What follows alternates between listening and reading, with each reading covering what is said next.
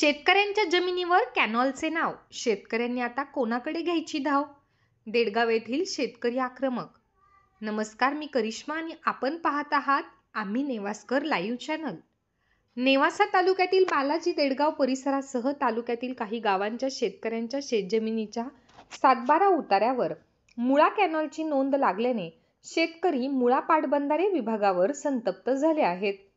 आधीच शेतकऱ्यांच्या काही क्षेत्रावर पोट खराबा लावल्याने शेतकऱ्यावर मोठे संकट ओढवले होते. त्यामुळे 7-12 वरील सर्व शासकीय प्रकरणे थांबवली गेली होती.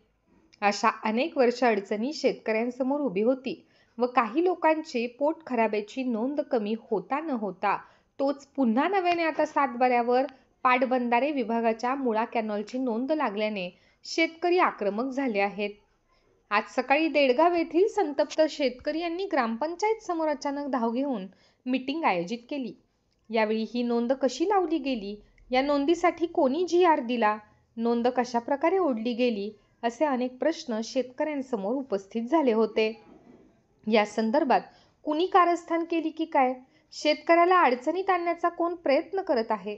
शेतकऱ्याच्या जमिनीवर मुळा कॅनॉल लावून कुणाचा फायदा होईल की काय, असे अनेक प्रश्न शेतकऱ्यांच्या मनावर भेडसावत आहेत. शेतकऱ्यांच्या 7-12 वर मुळा कॅनॉलची नोंद झाल्याने आता कोणाकडे धाव घ्यायची? अधिकाऱ्यांकडे का पुढाऱ्याकडे?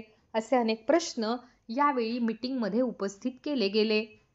शेतकरी अतिशय आक्रमक भूमिका घेत असल्याने शेतकऱ्यांना कोण न्याय देईल याकडे सर्वांचेच लक्ष लागले आहे. यावेळी सरपंच चंद्रकांत मुंगसे यांनी तलाठी बालाजी मलदोडे यांनी दिलेल्या माहितीनुसार ही नोंद कशी ओढल्या गेली. गावातील 28 शेती गटावर मुळा कॅनॉलची नोंद ओढली आहे व यातून काय मार्ग काढता येईल अशी अनेक विषयावरती चर्चा करण्यात आली. नोंद लावण्यापूर्वी बालाजी मलदोडे यांनी शेतकऱ्यांना बोलावून समज दिली होती, असे काही शेतकऱ्यांचे म्हणणे आहे. यावेळी शेकडो शेतकरी मीटिंगमध्ये सहभागी होऊन यावर काय उपाय करता येईल याकडे लक्ष लावून बसले आहेत. आम्ही नेवास्करसाठी प्रतिनिधी युनुस पठाण.